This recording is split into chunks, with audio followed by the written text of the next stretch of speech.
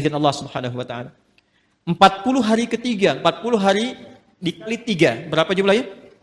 120 hari. Kalau 1 bulan itu kita genapkan misal 30 hari, 120 bagi 30 berapa? 4. Maka bertemu 4 bulan. Jadi ketika ada seseorang mengandung, seorang ibu misalnya, maka usia 4 bulan kandungan itu roh ditiupkan. Sudah ada roh tertanam. Dan nanti amalannya sudah beda, ingat. Antara roh belum masuk, dengan roh sudah masuk, itu berbeda amalannya. Nanti supaya tidak melebar, lain waktu kita bisa buat kurikulum tersendiri tentang itu. Ayatnya ada semua. Ada semua. Jadi apa amalan suami istri, amalan suami, amalan istri, amalan suami terkait nafkah, ada. Jangan sampai membawa sesuatu yang haram. Dibawa ke rumah, diolah oleh istri, dimakan, masuk ke kandungan. Janin itu kasihan. Belum terlahir sudah mengonsumsi yang haram, itu bahaya itu. Bahaya. Dan nanti mengembalikannya nggak mudah. Ya, yuk pelan-pelan. Kembali ke sini. Nah, usia 4 bulan kandungan, ditiupkan roh. Di situ kemudian terjadi dialog kita untuk berkomitmen menuhankan Allah. Nanti ada diabadikan di Quran surah ke-7 Al-A'raf ayat 172. Tadi saya berjanji detailnya tidak saya tuliskan dulu. Ini untuk melengkapi apa yang tadi disampaikan. Wa idh akhadha rabbuka min bani adama min zuhurihim dzurriyyatahum wa ashhadahum ala anfusihim alastu bi rabbikum qalu bala syahidna. Jelas sampai sini? Nah, ini usia 4 bulan kandungan. Ketika roh ditiupkan, menyatu kemudian dengan jasad, maka berubah nanti namanya menjadi nafas. Jelas? Berubah menjadi apa? Nafas. Dari sini kemudian muncullah tanda-tanda keberhidupan. Makanya diserap ke dalam bahasa Indonesia dengan nafas. Seseorang dikatakan hidup bila masih ada tanda-tanda nafas. Itu dalam bahasa Indonesianya. Paham sampai sini? Nah, ketika sempurna itu, dari mana taunya?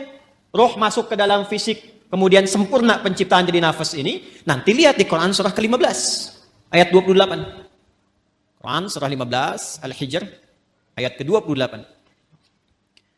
Wa idh qala rabbuka lil malaikati inni khaliqum bashara min salsalim min hama'im masnun. Teruskan ayatnya. Fa idza sawaituhu. Nah, ini ada kalimatnya sawaituhu. Fa idza sawaituhu wa nafakhtu fihi min ruhi. Maka bila aku telah sempurnakan sawaituhu penciptaannya itu dengan cara meniupkan roh, sudah masuk ke dalam bagian tubuhnya itu, ya, maka mulai sempurna penciptaan berproses di situ. Kata sawaituhu itu asalnya dari kata sawwa yusawwi, taswiyatan. Ya. Ini asalnya ya nih. Jadi makanya kalau bersambung dengan dhamir kembali ke ya. Sawaitu tu'nya ke Allah, dhamir ana, ya. Hu-nya kembali ke kalimat semula, ke bashar. Fa idza sawaituhu, maka bila makhluk manusia ini mulai akan masuk fase sempurna penciptaannya. Jadi kalau tampilan fisiknya disebut bashar. Nanti ada 5 nama ya. Agak lompat sedikit, manusia setidaknya disebut dengan 5 nama. Bashar 35 kali disebutkan dalam Al-Quran. Dan ini nama pertama saat diciptakan untuk memberikan info pada malaikat dan jin bahwa materi dan tampilan fisiknya nggak sama dengan malaikat dan jin. Di malaikat diciptakan duluan, baru kemudian jin. Kalau malaikat dari cahaya, kalau jin dari api, bukan sekedar api. Ya, api yang menyambar-nyambar. Makanya ayat 27-nya disebutkan jin dulu. Quran surah ke-15 ayat 27 itu jin dulu. Wal janna khalaqnahu min qablu min naris samum. Dan kalangan jin itu diciptakan sebelum manusia, bahan dasarnya api yang menyambar-nyambar, menyala. Manusia beda, disebut dengan bashar. Menunjuk pada tampilan kulit yang halus, secara fisikal beda dengan malaikat dan jin. Ini kata dasarnya sawa nih. Ya, sempurna. Jadi ketika disebut sempurna itu, kalau rohnya sudah masuk ke dalam jasad. Ketika masuk itu menjadi nafas. Dari mana taunya? Tafsir ke Quran surah 91. Ayat 7 itu sampai dengan 8. Wa nafsin wa ma sawwaha. Dapat sawanya nih. Ya, dan demi nafas yang telah sempurna, tertanam, sempurna, tercipta dalam jiwa itu, menyatu ke dalam tubuh kita itu, maka ketika sempurna itu terjadi, diilhamkanlah fa'alhamaha fujuraha wa taqwaha. Nah, jadi dalam jiwa setiap kita yang hidup itu ada inti kehidupan. Intinya di sini. Fokus ini ya. Ini yang paling penting. Intinya ini, takwa ini. Jadi generator hidup kita itu ada di jiwa takwa. Kutub positifnya. Sederhananya, bahasa singkatnya, jadi kalau kita gali terlalu panjang nanti, kecuali kalau mau ngaji sampai subuh. Mau sampai subuh di sini? Silakan, saya jam 9 selesai. Ini ya panjang nih, karena harus membahas 115 kata dalam Al-Quran. Nanti takwa disebutkan 115 kali dan derivasinya. Lawannya nafsu 115, jadi kalau mau bahas itu, mungkin bisa sampai subuh yang 2 hari ke depannya. Takwa secara singkatnya saja, adalah akumulasi setiap sifat-sifat kebaikan. Dalam istilah Al-Quran, sifat baik itu seringkali ditampilkan dengan diksi atau dengan kata khair namanya. Khair. Wah, ini kalau ngajinya agak dalam, agak panjang kita. Khair. Ada baik secara fisik, jasmaninya bagus, sehat, baik. Itu biasanya orang Arab menyebut dengan kata thayyib. Thayyib. Kata thayyib pertama ada di Al-Baqarah ayat 168. Ya ayyuhan nasu kulu mimma fil ardi halalan thayyiban. Jadi kalau kita mau makan, kata Al-Quran, coba cari bahan makan itu, bahan dasarnya dengan cara yang legal. Jangan melanggar hukum. Jangan mencuri, jangan korupsi, jangan merampok, membegal, mengambil hak orang lain, jangan dilakukan. Kalaupun sudah dapat dengan cara yang halal, maka cari yang dikonsumsi itu yang menyehatkan untuk tubuh. Jadi tidak semua yang diinginkan itu mesti dimakan. Ini satu kalimat ini kalau benar dipraktekkan, insya Allah tubuh kita itu sehat. Jadi kata Al-Quran kalau mau makan, cari yang menyehatkan. Boleh, silahkan. Mungkin variasi menunya ada. Tapi sekiranya tidak menyehatkan, tidak harus dikonsumsi. Jelas ya? Itu indah sekali. Sehingga membuat tampilan fisik kita itu sehat. Sambal, bagus. Tapi sambal satu baskom, tidak bagus. Membuat fisiknya sehat, kuat, itu namanya apa? Thayyib. Tapi kan tidak semua yang fisiknya sehat itu sifatnya juga sehat. Kan ada orang-orang yang tampilannya bagus, rapi, bersih, fisiknya kuat, tapi sifatnya kan nggak baik juga. Kan ibu tahu ya, Bang Thayyib itu. Dia kan sehat sebetulnya kan, fisiknya kuat. Tapi 2 kali puasa, 2 kali lebaran, pulang-pulang. Ada apa itu? Nah, sekarang banyak yang fisiknya bagus. Berdasi, berjas, tapi pencuri juga. Ya, penipu juga. Ya, dan turunan-turunan yang lainnya. Kita tidak menginginkan itu. Ketika kebaikan fisik diiringi dengan kebaikan sifat, maka sifat itu disebut khair namanya. Khair. Nanti ada 6 ya. Ini untuk informasi saja cepat, karena kita nggak mau bahasin terlalu jauh. Ada thayyib, ada khair, ada ma'ruf, ada ihsan, ada salih. Yang ke-6 ada birrun. Ya. Nanti lain waktu kita bisa turunkan kalau sedang membahas itu. Ya. Sekarang kita beralih ke sini saja dulu, ke khair. Jadi khair itu semua jenis-jenis sifat yang kita nilai baik. Jujur baik tidak? Itulah khair. Sabar baik? Baik, sabar. Rendah hati, tawadhu. Jadi semua sifat-sifat baik itu ada di sini. Karena itu yang paling menarik, masyarakat di zaman jahiliyah yang kehilangan sifat-sifat baik itu, sehingga seakan tidak mengenal sifat baik. Yang kaya ada, tapi karena tidak kenal sifat baik, kekayaannya digunakan pada yang tidak baik. Yang pintar ada, tapi karena tidak mengenal sifat baik, kepintarannya digunakan untuk berbuat yang tidak baik. Karena itu di zaman jahiliyah komplit semua. Pezina banyak, pemabuk ada, pembegal komplit, bahkan sekampung begal semua ada di kota Ghifar itu. Ya, ada semuanya. Tapi ketika Allah Subhanahu wa taala menghendaki memilih Rasulullah sallallahu alaihi wasallam, memberikan pencerahan, membawa risalah rabbaniyah dengan Al-Qur'an itu, maka alhamdulillah berhasil merubah, mentransformasikan dari masyarakat jahiliyah, dikenalkan sifat-sifat baik lewat Quran itu. Ditunjukkan, dibimbing. Sehingga berubah. Kebayang enggak teman-teman sekalian? Enggak kan? Kan belum saya sebutkan. Dari yang tadinya itu keras, preman, jadi kekerasannya dialihkan pada ketegasan. Sehingga dibawa kemanapun jadi berkeadilan. Yang tadinya itu seorang yang royal, ya, dibawa kepada sifat-sifat sedekah, jadi senang berbagi. Yang tadinya angkuh, jadi tawadhu. Sehingga ketika mereka pun kemudian ikut Nabi ke Yathrib, Yathrib itu satu tempat yang sangat tertinggal jauh, ekonominya resesi, di bawah resesi. Kencang lah. Konflik sosialnya tinggi. Aus Khazraj itu 6 abad belum pernah selesai pertikaiannya. Dibawa risalah ke sana, sifat-sifat ini muncul, jadi berubah menjadi suasana kota yang tercerahkan. Semua sifat baik ada di situ, dan kisahnya viral. Sampai viral ke seantara wilayah Jazirah Arab, sehingga kalau orang mengatakan, ada orang jujur di mana? Di sana tuh, Yasrib itu. Kalau mau cari orang paling tawadhu, ada di sana tuh. Sehingga ketika dikenal suasana kota, dalam bahasa Arab disebut Madinah. Yang tercerahkan penuh dengan cahaya munawwarah. Maka dikenallah sampai dengan sekarang Al-Madinah Al-Munawwarah. Maka dipersaksikan langsung oleh Allah Subhanahu wa taala perubahan itu dari kalangan-kalangan komunitas pada masa itu berubah dari jahiliyah menjadi punya sifat-sifat baik. Umat yang punya sifat-sifat baik disebut khair ummah. Maka turunlah Quran surah ketiga Ali Imran ayat 110 untuk memberikan keterangan itu. Kuntum khaira ummatin ukhrijat linnasi ta'muruna bil ma'ruf wa tanhauna 'anil munkar wa tu'minuna billah. Yang ingin saya katakan, kumpulan semua sifat-sifat baik ini kalau kita kumpulkan, akumulasinya itu ada di takwa di sini. Karena itu setiap manusia yang terlahir itu punya kecenderungan berbuat baik, siapapun dia. Itu di antara fitrah. Nah, ini yang disebut fitrah tuh ini. Jadi kembali ke fitrah itu kembali ke sini. Ya, kembali ke fitrah, kembali ke sini. Menjadi lebih meningkat, tereksplor jiwa takwanya.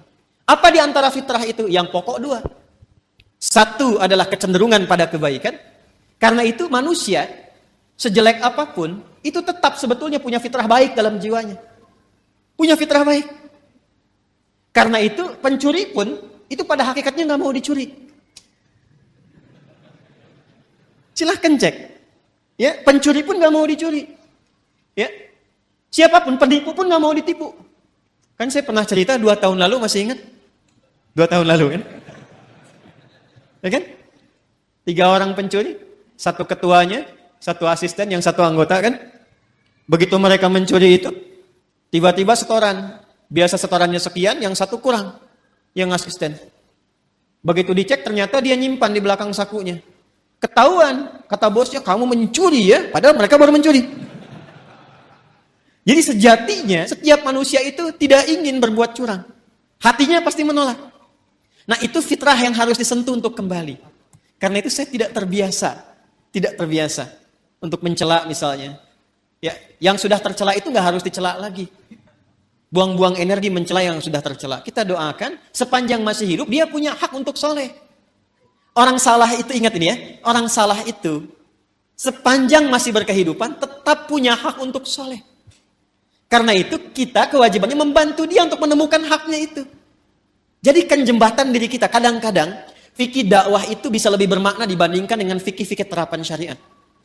Jadi kadang-kadang yang didahulukan tuh fikih dakwah dulu, bukan hukum dulu secara fikih syariat. Contoh misalnya, di samping masjid ada orang Islam. Misal di masjid manapun misalnya, ada orang Islam, tetangga masjid, dekat masjid. Ilustrasinya, ini masjid misalnya, di sini rumah, ya jarak 5 meter, ini speaker masjid ke sini misalnya. Sepeda ada, motor ada, mobil ada. Tapi masih belum mau ke masjid. Tetangga masjid mengaku beriman, nggak mau ke masjid. Apa hukumnya? Oh, bakar rumahnya. Enggak. Ya.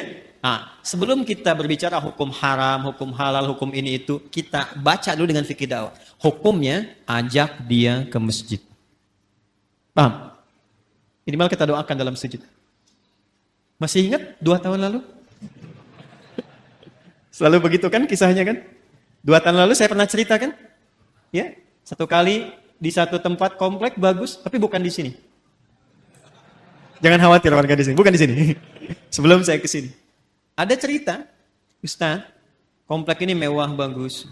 Tapi warganya muslim, belum senang ke masjid. Sehingga safnya itu sedikit gitu. Oh begitu Pak, Masya Allah saya bilang. Sudah didoakan? Sudah ditengok? Belum. Kalau begitu begini Pak. Besok, Bapak beli buah. Habis subuh, libur, ya Sabtu, dari masjid, bawa buah, mampir ke rumahnya dia. Yang muslim itu yang belum ke masjid. Nanti Bapak ke situ kalau dia tanya, Assalamualaikum, aja apa kabar? Bapak bilang, Waalaikumsalam warahmatullahi wabarakatuh. Dia, Bapak sehat? Saya kira Bapak sakit. Nggak kelihatan di masjidnya ada buah gitu. Coba aja dulu. Itu alhamdulillah tuh. Pekan depannya, nambah jamaah itu. Pulang ke masjid. Kadang-kadang itu masih didahulukan deh. Itulah khair. Itulah khair. Jadi akumulasi dari setiap ini, khair itu membentuk karakteristik apa? Takwa. Nah ini mesti dioptimalkan. Karena kalau ini keluar, setiap kita insya Allah otomatis jadi orang baik. Ya, pasti dia orang baik tuh, insya Allah. Karena Allah yang jamin. Ini mesti dioptimalkan. Nah untuk menjadikan percepatan ini keluar, maka ada katalisnya. Belajar kimia ya. Ya. Kan ada ikatan-ikatan itu ya, termasuk yang mempercepat. Untuk mempercepat ini keluar, muncul. Ya, kalau mangga pengen cepat matang, dia apa? Dikarbit ya, bahasa sederhana dikarbit ya. Ini ada katalis supaya cepat keluar ini muncul, maka diciptakanlah lawannya. Lawan ini sejatinya bukan lawan kontra, tapi untuk memberikan stimulus supaya yang ini cepat keluar. Disebutlah fujur namanya. Maka setiap ditemukan sifat baik di sini jujur, maka akan ada lawannya di sini di fujur. Misal, di sini ada jujur, di sini pasti ada dusta. Anda sekuat apapun membuat kalimat, tidak ada dusta di antara kita, tetap dustanya ada. Karena ini bawaan untuk mempercepat ini keluar. Sabar di sini ada amarah. Tawadu, rendah hati di sini ada sombong. Ya. Karena selalu berlawanan. Wa min kulli syai'in khalaqna zawjaini la'allakum tadzakkarun. Segala hal itu aku ciptakan berlawanan supaya kalian sadar, kata Allah, hanya aku yang tunggal, yang tidak punya pasangan. Itu ada di Quran surah 51 ayat 49. Nah, konsepnya begini. Teruskan. Wa nafsin wa ma sawwaha fa'alhamaha fujuraha wa taqwaha. Nah, konsep dasarnya ayat 9-nya. Kalau kita bisa mempraktekkan ini, insya Allah lebih damai, lebih tenang, lebih bahagia. Walaupun mempraktekkan tidak semudah mengucapkan. Qad aflaha man zakka. Dijamin kata Allah. Jadi qad itu ada tahqiq, ada takrib. Takrib itu untuk mendekatkan sesuatu. Jadi kalau informasi ada pakai qad berfungsi takrib, artinya momennya sudah dekat. Misal, kan kalau mau salat ada iqamah ya? Qad qamatis salatu qad qamatis salah. Nah, dengar itu? Dengar ya? Qad qamatis salah maksudnya apa? Salat sudah dekat, siap ditunaikan. Kodnya takrib di situ. Ada yang bermakna tahqiq, taukid, penguat, penjamin. Ya, yang di sini itu penjamin, penguat. Ya, qad aflaha man zakkaha. Kata Allah, aku jamin.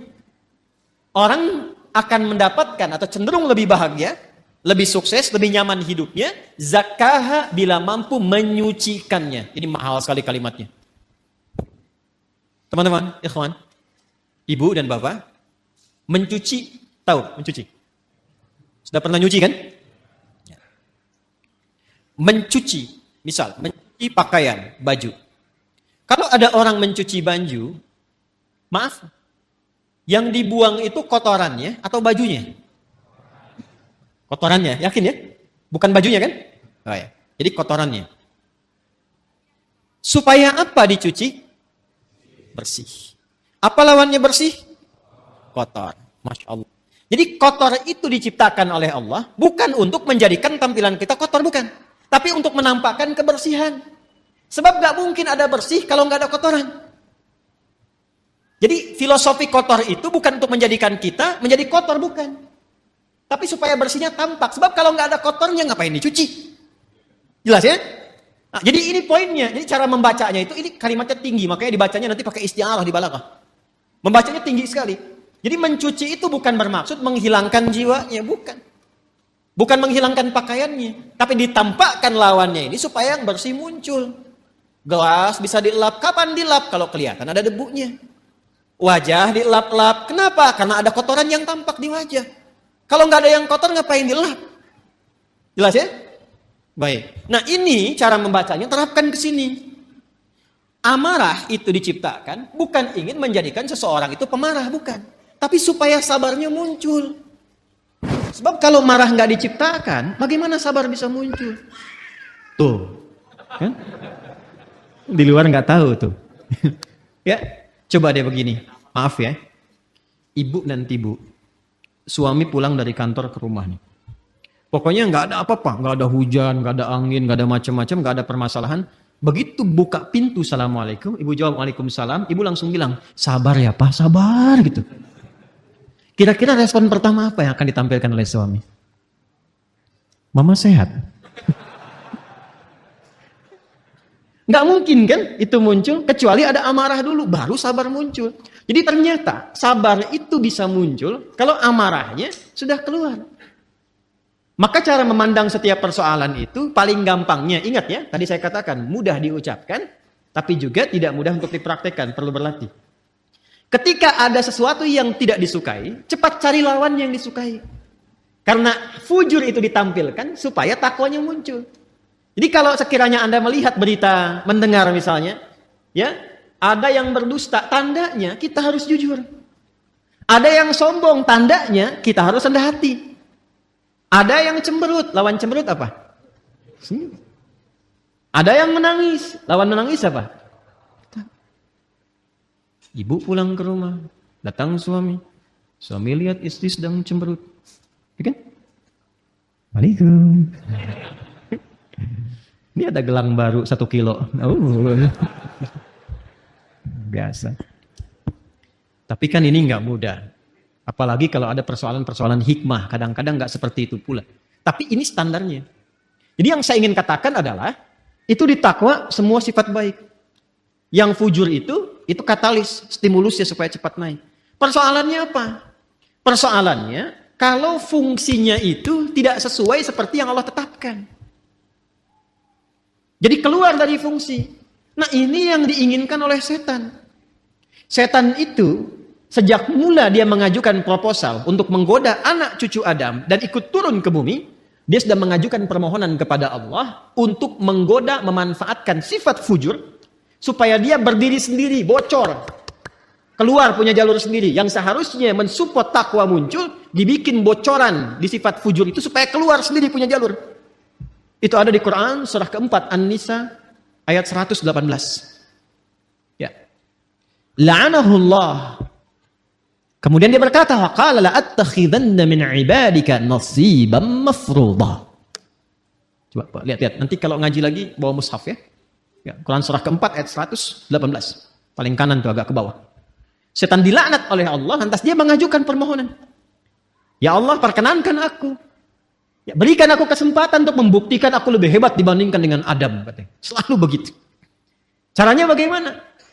Aku ingin menggoda, memberikan sebuah jalan baru secara halus supaya satu bagian dari 2 bagian fitrah manusia itu, ya, aku berikan jalur sendiri supaya keluar. Dan dari situ muncul kemudian maksiat, keluar bergeser. Bergeser dari jalur yang benar itu disebut dengan fusuk, ya, pelanggarannya disebut dengan asa, sifatnya disebut dengan maksiat. Maka dibuatlah oleh setan itu sebuah jalur baru, ya, dengan cara yang halus, seakan-akan tak terasa, kayak air meresap tiba-tiba basah, kan? Dalam bahasa Arab disebut dengan was-was. Maka dia masuk dari jalur ini, dari atas, sudur. Alladzi yuwaswisu fi, masuk lewat sini, menghembuskan penyakit ke kolbu juga, ya. Kemudian tembus ke sini ke nafas, jalurnya ke sini ke fujur. Perhatikan, fokus baik-baik. Yang seharusnya bersifat begini, menjadi katalis, dibikin jalur sendiri keluar ke sini. Sehingga apa? Ini amarah yang seharusnya mensupport sabar, dia keluar sendiri ke sini. Ya, kalau bahasa apa Rusianya tuh ujuk-ujuk ya. Yuk. Ujuk-ujuk marah aja gitu, ya. Ini ke sini nih. Jadi ini keluar nih. Jadi kalau dia keluar sendiri, akhirnya menjadi sifat mandiri yang jelek, yang buruk, ya, yang buruk. Sesuatu yang buruk itu dalam bahasa Arab disebut dengan su namanya. Apa? Su. Jadi ini mandiri dikeluar nih, dusta keluar sendiri, amarah keluar sendiri. Maka dia keluar dari fujur ini kepada nafas. Keluarlah dari sini ini su. Jadi setan memberikan was-was, memerintahkan tuh ammar. Ya, kalau memerintahkan kepada sifat ammarah berkali-kali terus begitu. Maka muncullah Quran surah ke-12 Yusuf ayat 53. Tadi Anda tuliskan. Ya. Untuk menggambarkan itu, wa ma ubarni'u nafsi innan nafsa la ammaratum bisu. illa ma rahima rabbi. Aku nggak bisa menilai diriku itu orang suci. Fala tuzakku anfusakum. Jangan menilai diri kita suci, tidak. Sepanjang masih hidup, akan selalu ada peluang setan menggoda dan membocorkan sifat fujur ini. Sehingga keluarlah perbuatan su dari nafas. Kita menyingkatnya karena nafas asalnya netral, nafas itu netral. Tapi ketika yang keluar su, kita sering satukan nafas dengan su, jadi nafsu. Oh, ini kan bahasa kita saja ini. Asalnya begitu. Padahal nafas itu netral tadinya. Ya, nafsu itu netral. Cuma kenapa menjadi negatif? Karena ini yang dimaksudkan. Su keluar dari sinilah, ammaratun bisu, keluarnya dari sini. Ini yang menjadikan kadang-kadang manusia alih-alih dia jujur, kemudian dia berdusta. Alih-alih dia tawadhu, kemudian dia sombong. Penyebabnya itu. Ya, penyebabnya itu. Ini yang menjadikan dalam jiwa kita selalu ada pergolakan. Ya, selalu ada pergolakan, nggak pernah berhenti, nggak pernah selesai. Ini pun Anda keluar dari sini, itu nggak selamanya langsung pada satu tujuan. Pasti akan bergolak dulu nih. Ya, ini masih macet, tar aja dulu sini dulu gitu kan. Cepat pulang, gini, macam-macam tuh. Ya, akan ada selalu seperti itu. Nah, sesuatu yang bergolak, tidak pernah tenang pada satu keadaan, itu bahasa Arabnya disebut dengan kolbun. Dari kata qoluba yaqlabu. Sesuatu yang senantiasa bergolak. Karena itu tempat bernaungnya nafas disebut dengan kolbu. Untuk memberikan kesan bahwa di dalamnya selalu ada pertarungan antara nilai-nilai kebaikan diakumulasi oleh takwa dengan bisikan-bisikan setan yang membuat fujur itu mandiri untuk keluar. Apakah Allah membiarkan begitu saja? Tidak. Allah punya sifat Rahman, punya sifat Rahim, dan rahmat Allah kepada hambanya itu tidak bisa dinilai. Saking luasnya. Saking luasnya. Maka saking sayangnya Allah kepada kita, ditetapkanlah dua hal. Dan ini yang betul-betul kita jaga. Betul-betul kita jaga. Untuk bisa mengoptimalkan takwa ini, sekaligus menekan supaya fujurnya tetap ada fungsinya. Kalau bisa kita kerjakan dan optimalkan dua hal ini, maka tidak ada tempat bagi setan untuk membangun celah pada jiwa kita. Satu, secara fitrah, Allah tugaskan malaikat untuk mensupport jiwa takwa itu. Jadi ada malaikat yang bertugas juga mendampingi kehidupan kita, yang diantaranya memberikan dorongan-dorongan pada kebaikan. Karena itu menariknya, malaikat disebutkan 88 kali dalam Al-Quran, setan disebutkan 88 kali. Dan itu akan selalu bertarung, bisikan-bisikan itu. Nah, ya. Allahu Akbar, Allahu Akbar. Pernah ada suasana hati? Cepat, sudah adzan, siap-siap. Pernah ada begitu? Tapi ketika La ilaha illallah baru adzan, belum qomat. Pernah begitu? Iya kan? Ya. Wujuhu yawma idzin nadhirah. Wajah-wajahnya kelihatan.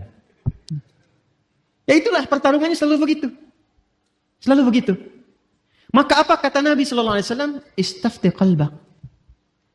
Tanyakan pada jiwa hatimu yang paling dalam ketika kita berada dalam suasana-suasana untuk memberikan sebuah putusan. Jadi kalau sedang ada kegelisahan, harus memilih misalnya, kan yang paling sulit itu dilema di antara dua cinta. Gitu kan?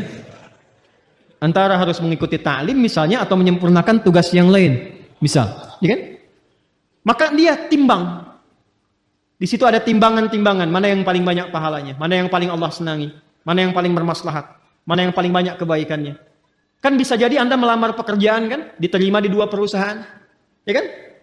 Maka apa yang harus kita lakukan? Salah satu jalannya adalah itu tanyakan pada jiwa hati yang paling dalam, yang kira-kira ada unsur kebaikannya banyak didapatkan. Makanya supaya cahaya malaikat itu bisikannya kuat, maka lakukan amalan-amalan dan set tempat kita bertinggal itu. Ya, tempat kita beraktivitas yang sekiranya malaikat senang. Makanya di Islam itu fikihnya komplit. Di rumah misalnya ada suasana yang kira-kira malaikat gak senang, jauhi. Ya? Hal-hal yang kira-kira menyenangi malaikat, datangi. Sehingga melatih kita untuk selalu dekat. Apa misalnya majlis ilmu itu banyak malaikatnya. Baca Quran ditemani malaikat. Bahkan kalau sudah lancar ada malaikat khusus menjaga. Ma'asyafratil kiramil bararah. Orang yang lancar bacaan Qur'annya dan rajin dia mengaji, ditemani malaikat khusus. Ya, safaratil kiramil bararah. Dan kalimat kiramil bararah itu punya makna. Yang merubah ahli Qur'an ini menjadi lebih baik. Makanya saya sering katakan ahli Qur'an yang benar itu bukan dilihat dari berapa banyak khatamnya. berapa lancar bacaannya. Dilihatnya berapa bagus perubahan pada perilakunya. Itu yang diakui oleh Quran sendiri. Di Quran surah 35 Fatir. Di ayat 32. Ya. ثُمَّ أَوْرَثْنَا الْكِتَابَ الَّذِينَ اصْطَفَيْنَا مِنْ عِبَادِنَا فَمِنْهُمْ ظَالِمٌ لِنَفْسِهِ وَمِنْهُمْ مُقْتَصِدٌ. Yang berhasil, وَمِنْهُمْ سَابِقٌ بِالْخَيْرَاتِ بِإِذْنِ اللَّهِ. Kalimatnya sabiqum bil khairat. Ya, bukan sabiqum bil khatmah. Bukan yang paling banyak khatamnya. Walaupun khatam itu bagus, ingat. Yang saya maksudkan bukan tidak menginginkan khatam, bukan. Khatam itu bagus. Hafal itu bagus. Sampai hafal nomor posisi ini itu. Tapi itu menjadi tidak bernilai tatkala tidak merubah perilaku. Itu ukurannya itu. Saya sering katakan kalau ada orang menghafal Quran atau sekolah di ma'had Quran tidak merubah perilakunya lebih baik, ada yang salah dengan cara dia menghafal. Itu gambaran pertamanya.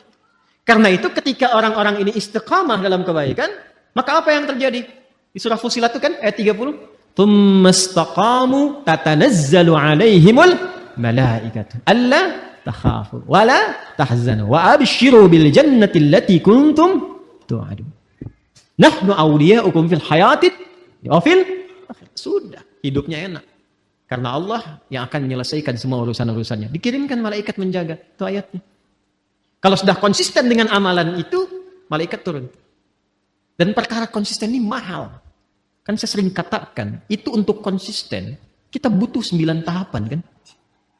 Consist 1, consist 2, consist 3, consist 4, sampai konsisten. Tahapannya apa? Nah ini amalan yang kedua. Amalan kedua. Maka untuk meningkatkan potensi takwa itu, selain mendengar istafti qalbak, bisikan-bisikan malaikat pada kebaikan, bisikan itu bisa menjadi kuat, support itu menjadi kuat jika kita mengerjakan amalan yang kedua. Apa itu? Itulah yang disebut dengan ibadah. Dengan ibadah itu nanti amal keluar menjadi saleh. Maka muncullah istilah amal saleh. Maka desain ibadah sejatinya itu untuk kita sendiri. Ya, orang nggak ruku, nggak sujud terhadap Allah, nggak sholat, nggak menurunkan status Allah sebagai Tuhan. Tetap Tuhan yang Maha Esa, Maha Kuasa. Cuman yang rugi orangnya. Karena ketika diperintahkan ibadah itu, feedbacknya, hasilnya itu kembali ke kita lagi. Contoh gini, ini yang sederhana ya. Ibadah yang pokok itu kan sholat kan? Ya, kita diperintahkan sholat kan? Masih ingat? Coba, sholat kan ciri pertama orang takwa. Dzalikal kitabul hudan lil. Apa ciri pertamanya? Alladzina yu'minuna bil ghaib wa yuqimunas. Sholat amalan pertamanya. Nah, apa fungsi sholat itu? Buka Quran surah 29 ayat 45. Utslu ma uhiya ilaika minal kitab wa aqimis shalah. Innas salata tanha 'anil. Nah, teman-teman, fahsya dan mungkar itu sumbernya di sini, di fujur. Di sini semua. Jadi kalau salatnya benar, ini tertekan nih. Akhirnya fungsinya tetap ke sini. Yang ini yang naik. Karena itu segala kemungkinan perbuatan menyimpang, ya, fahsya, ini fujur itu asalnya rambatan keburukan. Yang baiknya disebut fajar. Kalau fisikal disebut infajar. Kalau kelihatan bendanya memancar, itu infajar namanya. Contoh nih, Anda misalnya ingin menggali air kan? Ya, menggali keluar airnya. Memancar, itu infajar namanya. Nabi Musa punya tongkat ya. Tongkat kayu beliau, dipukulkan ke batu kan? Tongkat kayu dipukul ke batu. Kira-kira yang hancur apa? Harusnya kan kayunya kan? Tapi karena ini mu'jizat itu berbeda. Untuk ditampakkan kekuatannya supaya manusia ingat kepada Allah dan mengikuti bimbingan Rasul. Melemahkan semua persepsi manusia. Dipukulkan ke batu, keluarlah 12 mata air. Ketika keluar memancar itu bahasa Qur'annya infajar. Al-Baqarah ayat 60. Quran surah 2 ayat 60. Wa idhistasqa Musa liqaumihi faqulna dhrib bi'asakal fajarat infajar fanfajarat min husnata asyrata aina. Tongkat kayu Nabi Musa dipukulkan ke batu, keluar 12 mata air. Anda punya tongkat emas, pukulkan ke batu, keluar 12 air mata. Itu keluar tuh. Itu infajar. Ya. Nanti ada makna majasi kiasan. Disebut fajar namanya. Ya, cahaya matahari pertama yang membelah kegelapan malam itu disebut apa? Fajar. Nah, itu hakikinya. Majasinya adalah respon kita, sinyal kita yang menangkap seruan ketika fajar